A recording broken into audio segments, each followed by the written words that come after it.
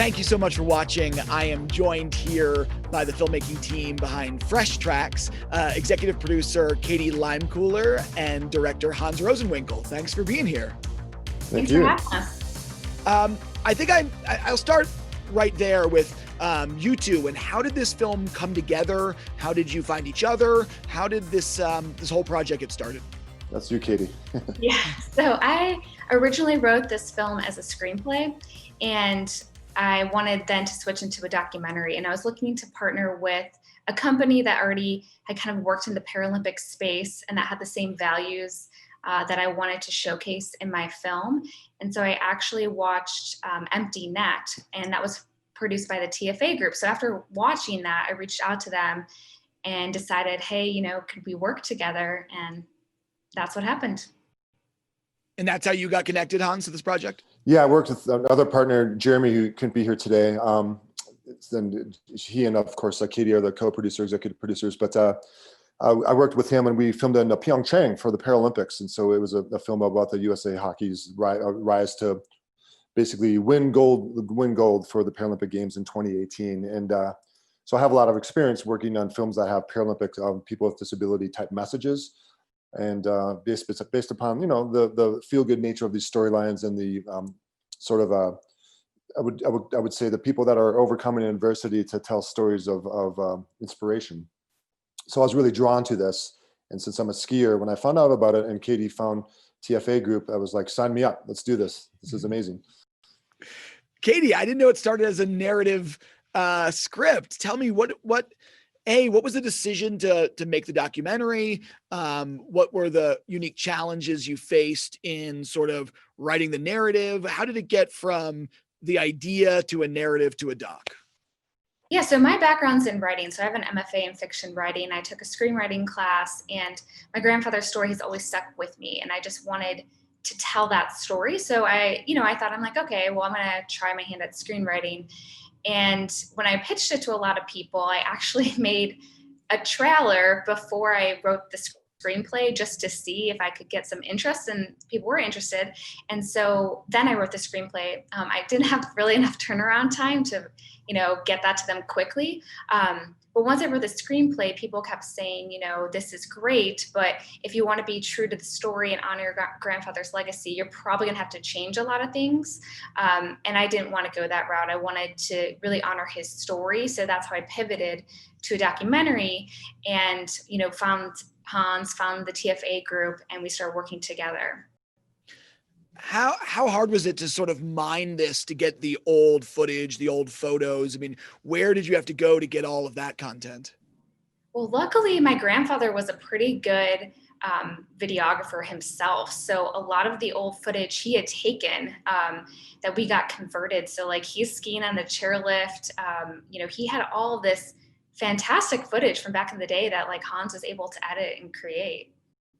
And Hans, what was all that Super 8? What was that footage? How was that all recorded, and how did you use it in the documentary? Yeah, we had a place, it got telescene, I believe it was in LA, was it? Which doesn't matter, but it was a variety. I believe it was 16 and Super 8 as well. And obviously tons of the archive photos as well. And the fact that he was pretty much an accomplished cinematographer for his time, and actually, I believe, met the one and only Warren Miller, and those guys, kind of were part of that same era. It was just perfect that, wow, a guy that's changing lives for many people with his invention also is a cinematographer, and basically worked with other people to film himself skiing as well, because he was a very accomplished skier, as you saw in the film himself. Yeah. So yeah, it was a huge part of the story, and without that, it wouldn't have been the same. We needed it to tell his story as part of his legacy. So, in some ways, it's two stories. It's Paul's story, but it's also where that adaptive skiing has come to, and what's happening with it now. A lot of those scenes were filmed here in Colorado. Can you talk, Hans, about filming, not only filming those scenes here and the challenges in filming in Colorado, but you're filming on skis, and I'd love for audiences to know what that's like. Well, it's great because Katie's a skier too, and her mama is also in the film, obviously. So we filmed a lot of places. We included Vail for some of the racing stuff. We did some of the interviews in Winter Park.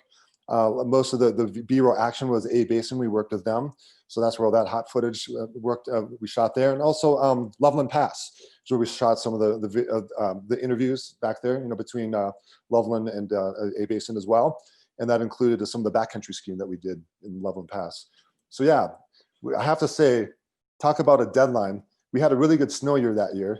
And if we didn't have that awesome snow at the end of May into early June, we probably wouldn't have been able to film what we did, because it felt like it was the middle of winter. It was just one of those, just amazing snow year. Filled it in just at the right point. We were skiing powder at the end of May, and it was perfect. So, what's that like filming with a camera? I know once upon a time when Paul was doing it, it's a completely different situation than maybe now, where you can have a camera this big. But tell our audiences, what's that like, and what kind of cameras, what kind of gear does that take? What are the challenges of filming on skis? Yeah, I mean, since I used to ski race in college, so I'm an accomplished skier and backcountry skier and stuff. And one of our partners that's helped us film as well. So we shot 2-camera, and we're shooting on Steadicam devices like the Ronin. We shoot it in 4K.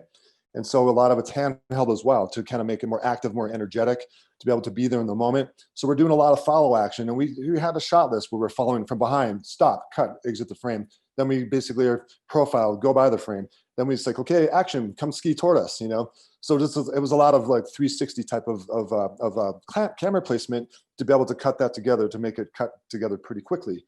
And also drone shots as well. We had permits to film with drones to be able to get those really cool aerial shots that we had as well. Sure. So yeah, it was all safety in mind. Everything was planned out. Of course, we had fun along the way to find the best snow, the best runs, right, Katie? And also going down some steep stuff with the camera, and also backpacks and tripods. It's it's not easy. So yeah, I give Hans credit, because I carried down, I think, 1 camera one time, and I was like, I'm done.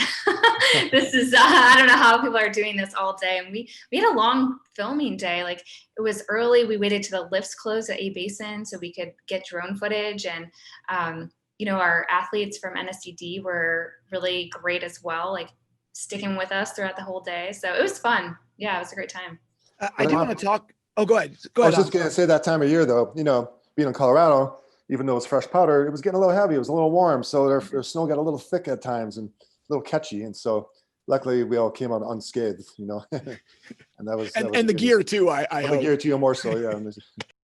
I do want to talk about that, Katie, the idea of, I do want to talk more about Paul, your grandfather, and we'll get into that, but the idea of, it's not just his story, it's also about what he accomplished for the people who are skiing now and for what people are doing now. Did you know that was going to be such a big part of the story when you started? The idea of how the work he was doing and the inventions and all of that creative adaptive skiing, how it impacts skiers and Paralympians and athletes now? So my goal was always to highlight that, like the impact that his invention and design had. I don't think I realized the scope of it, that what we would, find out through our interviews by interviewing Mike Schultz, and like he started his own prosthetic company, and his journey, and just talking to all these different athletes. Like, I don't think I knew the extent of it. It was actually really touching to hear, what skiing has gave them, and how the outrigger design, the sit ski, how all these things have really paved the way of accessibility for them. And to think that started, with my grandfather, it was just really moving to see that progress. And now it's obviously 10 times, 100 times better than when he made that first design. How much of that did you discover in the process of making the film? I mean, I think you probably had some knowledge about what your grandfather had created and where it had come, but how much of that was discovery as you were making this film and telling the story? So I think I knew his story pretty well and what he had done, but I didn't know, the stories of everyone that we were about to talk to and what their journeys were. So as we went through the process, it was really learning about them as the athletes and how they benefited from his technology. So much of the story is really about that overcoming obstacles, and we all overcome obstacles that we face. And, he's an amazing example of not being limited, but by really, truly overcoming those challenges. I know that we were talking right before we started this, Katie, of some stories that didn't make it in the film about overcoming obstacles. And I'd love if you wouldn't mind sharing one of those with our audience, because I think there's so much that's in the film, but I'm sure there's so much that isn't. Oh yeah, for sure. Well, one of my favorite stories about my grandfather was he had a patient in one of his first buildings. So they had stairs; they didn't have an elevator yet; it wasn't one level. And so when he was seeing his patient, who was also an amputee, he was kind of really nervous and came in with his crutches and said, "Hey, I need a leg." My grandfather fitted for one, and as he was leaving, he was taking off the leg and about to leave. And my grandfather was like, "Why are you taking off your leg? Like, just leave with it on." And he's like, "Oh, no, I'll put it on at home. Like, it's not a big deal." And he told, my grandfather that he wanted to dance at his daughter's wedding. That was really important. And so my grandfather actually threw his crutches out the window and said, "You know what? I'm an amputee too. Like, we're going to walk down these stairs together and you're going to dance at your daughter's wedding." And he did. And I think that just shows that he wasn't just seeing patients, he was there to support them and encourage them to overcome something he himself had to deal with. Yeah. Well, it's incredible. It's an incredible story. Katie, thank you for sharing your grandfather with us. I had no idea. I learned a ton just from watching it. And Hans, thank you for your work on this film. Anything else you would like to say to our audiences before we say goodbye? I can throw in something, real quick, Katie, and that is just being a filmmaker and making a documentary. And it's like, wow, just to see how people's lives are changed by what her grandfather did. And then we got to experience that with these people. It's so incredible. Yeah. It's amazing. Well, it really comes through in the film, and we're so grateful to have it. So thank you both for the time today. It's been lovely talking to you both. Thank you. Thank Bye. you. Bye. And just a reminder that this film is up for the Colorado People's Choice Award. So one of these amazing films, the Colorado Spotlight, is going to win that award. So definitely vote and make your voice heard for Fresh Tracks. Thanks so much.